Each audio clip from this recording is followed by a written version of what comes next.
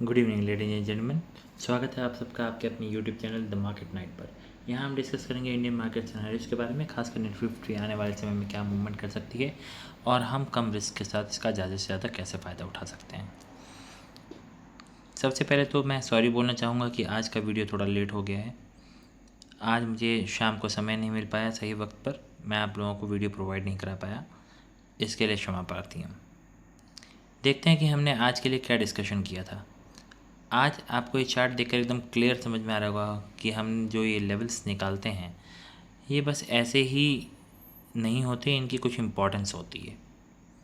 और ये आपको मेरे साथ रहते हुए समय के साथ साथ आपको क्लियर समझ में आ जाएगा कि ये लेवल्स निकाले कैसे जाते हैं। जो लोग इच्छुक हों मुझे वो कमेंट सेक्शन में ज़रूर बता सकते हैं, मैं उन्हें बताऊंगा कि ये लेवल्स किस हिसाब से निकाले जाते हैं, किन बातों का ख्याल इनमें रखना होता है और किस हिसाब से अपनी मेंटालिटी को इन लेवल्स के साथ में मैच करके आप अपने ट्रेड की दिशा निर्धारित कर सकते हैं। चलिए देखते हैं कि क्या डिस्कशन था हमारा डिस्कशन बहुत ही क्लियर था, ऊपर के लिए बहुत क्लियर था। अगर मार्केट किसी कारण से 25,140 के ऊपर निकलती है तो ही हम ऊपर के लिए इंटरेस्टेड होंगे, और नीचे के लिए हमारा डिस्कशन था कि market should at least sustain below 25,070 के नीचे सस्टेन करेगी तो ही हम कोई नीचे का ट्रेड लेंगे। ये 15 मिनट का चार्ट है, आप इसको बेशक 5 मिनट की चार्ट पे तब्दील करके भी देख सकते हैं। मार्केट देखिए बिल्कुल भी तैयार ही नहीं थी कि 25,070 के नीचे जाए। दिन की शुरुआत हुई यहाँ से और एक बार ये नीचे आके यहाँ पे हमारे लेवल के पास सपोर्ट लिया, फिर ऊपर गई और एक अच्छा खासा समय इसने यहाँ पे बिताया। इस समय के बाद ये एक हल्की सी एक गिरावट आई और वापस से ऊपर आके इसी लेवल के आसपास में ही मार्केट ने क्लोजिंग दे दी है। आप देख ही रहे होंगे कि मार्केट का लास्ट जो कैंडल बनी है वो 25,070 पे ही बनी है। अब इसके बीच में क्या करना चाहिए, देखिए आप अगर चीज़ों को समझने के बावजूद गलतियां करेंगे तो मेरा आप विश्वास कीजिए ये गलतियां लगातार होती रहेंगी और आपको गलत करने की आदत इतनी ज़्यादा लग जाएगी कि आप सही चीज़ का इंतज़ार कर ही नहीं पाएंगे। सबसे बड़ी दिक्कत जो ऑप्शन बायर की होती है वो होती है अपनी गलतियों को रिपीट करना। आप अपने फॉल्ट को, जो आपकी कमियां हैं उनको आप रिपीट करते चलते हैं। देखिए ये बातें बहुत ज़्यादा इम्पॉर्टेंट है, इन बातों को अगर आप अपने जहन में उतार लेंगे, आप दृढ़ निश्चय करेंगे कि इन बातों को सुनने के बाद मैं अनसुना नहीं करूँगा इन बातों को, और ये जो ख्याल हैं, ये जो विचार हैं, इनको आप अपने मन में रखेंगे बल्कि अपनी नज़रों के सामने रखेंगे। ऐसा करने से क्या है कि आपकी मिस्टेक्स करने की प्रोबेबिलिटी कम हो जाएगी। मिस्टेक्स हमेशा आपकी कम होती रहेंगी। जब आपकी मिस्टेक्स कम होती रहेंगी then you will be slowly progressing as a good trader.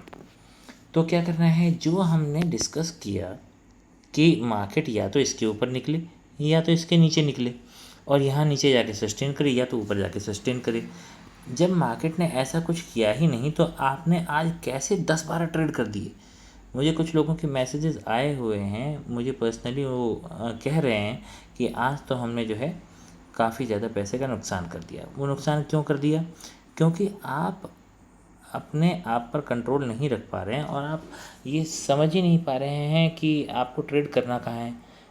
भले ही आपने मेरी एनालिसिस सुनी हो, किसी और की एनालिसिस सुनी हो या 4-5 एनालिसिस सुन ली हो, उससे कोई ज़्यादा फ़र्क नहीं पड़ने वाला है, क्योंकि आप विचारों को सुनने के बाद, एनालिसिस को छोड़ दीजिए, आप विचारों को सुनने के बाद उस पर अपना विचार नहीं कर रहे हैं। When you get one idea, इस आइडिया को मिलने के बाद आप पहले अकेले में बैठकर विचार करें। विचार बहुत ज़रूरी है।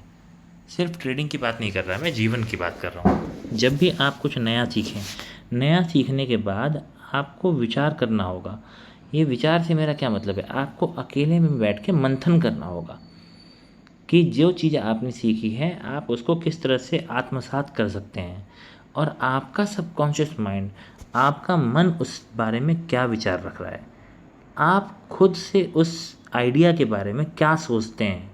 जब ये बात आपके मन से निकलेगी, आपके सबकॉन्शियस माइंड से निकलेगी, तब कहीं ना कहीं जाके आपका अंतर्मन अपने आप जो बेस्ट होगा इस वर्ल्ड में, जो भी आपके लिए बेस्ट होगा। और ये बेस्ट क्या है, आप बिलीव कीजिए, हर एक इंडिविजुअल के लिए बेस्ट डिफरेंट होता है। हो सकता है ए व्यक्ति के लिए सी बेस्ट हो, और बी व्यक्ति के लिए डी बेस्ट हो, एफ व्यक्ति के लिए जी बेस्ट हो, या कुछ भी हो सकता है। ये प्रोबेबिलिटीज़ हैं, ये सब प्रोबेबिलिटीज़ हैं। और हर एक इंडिविजुअल के लिए जो बेस्ट होता है वो उसका मन निकाल कर देता है, उसका मन निकाल कर देता है द बेस्ट प्रोबेबिलिटी। और ये बेस्ट प्रोबेबिलिटी कैसे मिलती है, आपको मिलती है आइडिया के ऊपर विचार करने से। तो जो भी सेटअप आप देखते हो, जो भी आप एनालिसिस देखते हो, जो भी आप आइडिया लेते हो एक्सपीरियंस्ड लोगों का, उस आइडिया के बारे में आप बैठकर एक बार सोचें, और फिर उसके बाद विचार करने के बाद आपका मन आपको खुद तैयार करेगा कि आपको करना क्या है। तो जब हमने आपसे कहा कि इन दोनों लाइनों के बीच में ट्रेड नहीं करना है, तो आपको सोचना होगा कि ऐसा क्यों कह रहा है, ये जो भी एक्सपीरियंस्ड पर्सन हमारे सामने है वो ऐसा क्यों कर रहा है।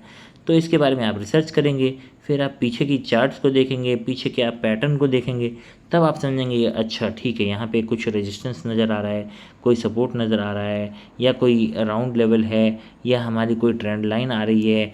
बहुत 100 तरह की बातें यहाँ पर हो सकती हैं, है ना, बहुत सारी पॉसिबिलिटी हो सकती हैं।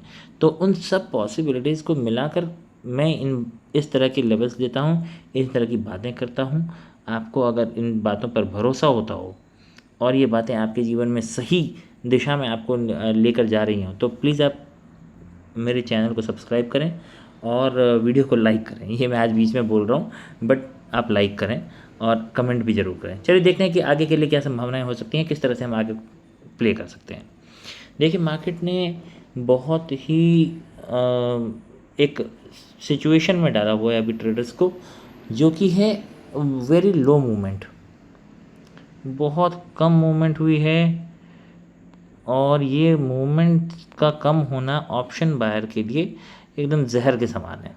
ऑप्शन बायर के लिए बहुत ही मुश्किल है, पॉइजन की तरह काम करता है। तो इसमें आपको ज़्यादा संयम रखने की ज़रूरत होगी। पहली बात तो ये, कल है निफ्टी 50 की एक्सपायरी, निफ्टी की कल फिर है एक्सपायरी, वीकली एक्सपायरी है।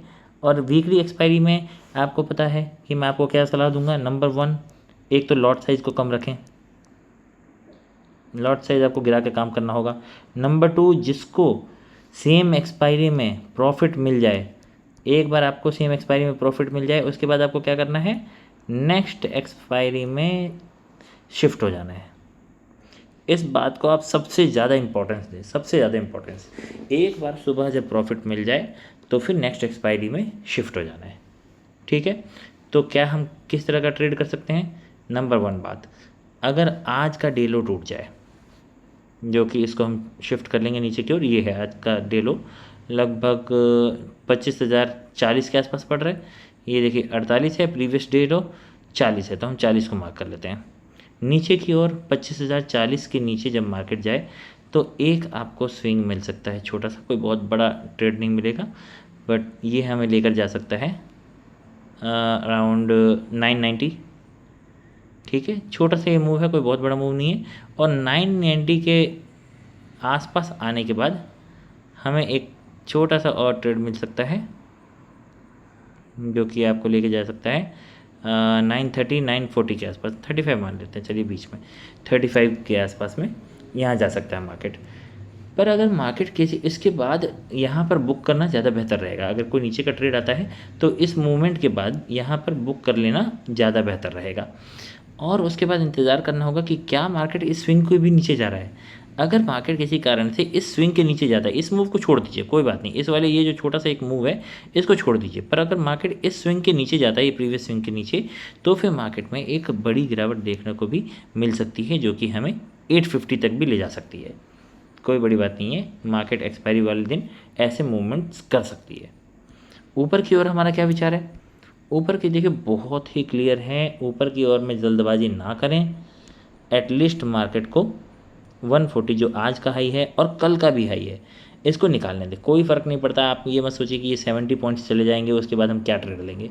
आप कम क्वांटिटी में अगर ट्रेड करेंगे तो इसके ऊपर टिकने दें मार्केट को इसके ऊपर टिकने दें। जब मार्केट कुछ समय के लिए इसके ऊपर टिक जाएगी और उसके बाद ऊपर निकालेगी तो आप यहाँ पर एक बड़ी अच्छी सी रैली भी देखने को आपको मिल सकती है। ठीक है, तो ऊपर का हमारे लेवल्स क्या रहेंगे, 140 के ऊपर गए तो वही सेम टू सेम लेवल लेंगे, 200 एंड 250 की तरफ मार्केट बढ़ सकती है। अगर मार्केट इसके भी ऊपर जाती है तब हम कुछ नए लेवल्स ऊपर की ओर देख सकते हैं। हालांकि कल के लिए मुझे इतनी ही ज़्यादा उम्मीद है, इससे बहुत ज़्यादा उम्मीद मैं लगाकर नहीं बैठना चाहूँगा। और जो हम एक्सपायरी वाले दिन करते हैं, क्या हम उस तरह की मूवमेंट को प्ले कर सकते हैं जो कि है रिवर्सल? तो मैं कहूँगा कि कल के दिन आप रिवर्सल के चक्कर में ना पड़ें। अक्सर हम एक्सपायरी वाले दिन रिवर्सल को प्ले करते हैं और उसके हिसाब से प्लान करते हैं, पर कल के दिन के लिए स्पेसिफिकली मैं आपको मना कर रहा हूँ कि रिवर्सल्स को प्लान ना करें और कम से कम ट्रेड करें। कल के दिन के लिए आप कम से कम ट्रेड करें और क्वांटिटी को भी कम रखें। अभी बहुत अच्छी ऑप्शन बाइंग होने की उम्मीद काफ़ी कम है, प्रीमियम्स ऑलरेडी कम हैं और इंडिया विक्स भी कुछ खास नहीं है। हालांकि वो कल की अपेक्षा तो आज बढ़ा है, जिससे लगता है कि हाँ कुछ मूवमेंट आने के चांस तो हैं, पर एक बार मार्केट को दिशा लेने दीजिए। और कल के दिन जो सबसे अच्छा रहेगा वो ये रहेगा कि मार्केट फिर इसी रेंज में फंसी रह जाए, एक अच्छे खासे समय तक के लिए इसमें फंसे और सेकंड हाफ में उस रेंज को ब्रेक करे, या तो ऊपर की तरफ या तो नीचे की तरफ। इस वाले ट्रेड के लिए इंतज़ार करें, कोशिश करें कि मार्केट जो है जब इसमें फंसी रह जाए तो उसमें आप ट्रेड ना करें, और वो सेकंड हाफ में अगर निकलती है उसके बाहर तो 5 मिनट इंतज़ार करने के बाद एक एंट्री करें और उस एंट्री को आप अपने लेवल के हिसाब से बुक करें। तो इन विचारों के साथ आज का डिस्कशन यहीं समाप्त करते हैं। बहुत बहुत धन्यवाद पेशेंस से सुनने के लिए, और अपनी भावनाओं को आप कमेंट में लिखकर ज़रूर भेजें और वीडियो को लाइक करें। धन्यवाद, बहुत बहुत धन्यवाद।